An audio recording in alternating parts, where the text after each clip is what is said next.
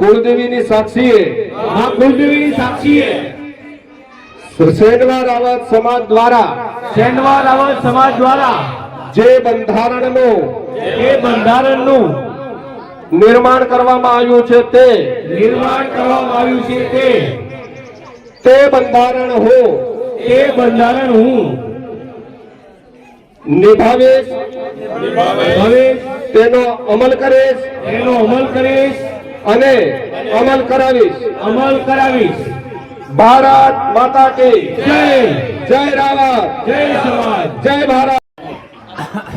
વ્યસન મુક્તિની હવે આપણા વાંગડ ગામના માજી સરપંચની વાત કરી એટલે જેટલું બને એટલું શક્ય યુવા પેઢી વ્યસનથી દૂર રહે એવી પણ એક સમાજોથી પ્રસ્તાવ મૂકું છું અને આ પ્રસ્તાવના સૌ યુવા પેઢી ખાસ ધ્યાને લેવી મારી વિનંતી છે।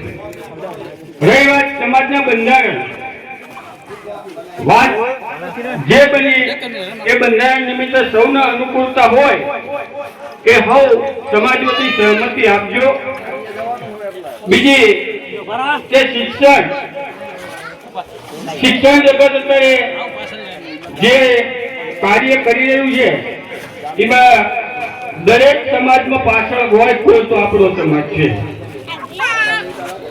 ખાસ દીકરા દીકરીના એટલું ભણાવો, શક્તિ હોય એટલું ભણાવો। ભણતરનો જમાનો છે। પહેલાનો જમાનો હતો કે દાઢી કરી જીવન જીવવાનું હતું, હવે દાઢી રહી નથી। દાઢી છે તો જેથી અણબનાવ બને ખબર પડશે તેથી બંનેનો દંડ લઈ પછી છૂટાછેડા થશે। બંને પક્ષે 51,000 રૂપિયાનો દંડ આપવાનો રહેશે। બંને જણના થઈ કુલ 1,02,000 રૂપિયા થાય। શ્રીમંત પ્રસંગ શ્રીમંતની અંદર દીકરીના શ્રીમંત પ્રસંગે 51 જણે જવાનું રહેશે। 51 માણસોને જવાનું। શ્રીમંતમાં તાંબા બેડું, 5 દાગીના, 2 સોનાના, 3 ચાંદીના।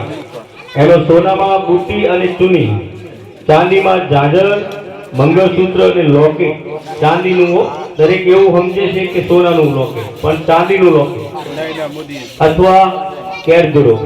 આપણી વચ્ચે કોઈ આવે છે ત્યારે આપણે એમને સન્માન કરીએ છીએ। દીકરી જમાઈને જોડી કપડા તથા જમાઈને ચાંદીની વીંટી તથા ઉપર વધુમાં વધુ 1,000 થી 51,000 સુધીના આપવાના રહેશે। ભોજનમાં જમણવારમાં સાદું ભોજન રહેશે। આઈટમો પ્રથા બંધ। પાંખોળને વાસણ તથા સાડી પીસની પ્રથા બંધ। તેની બદલે રોકડો વ્યવહાર કરવો।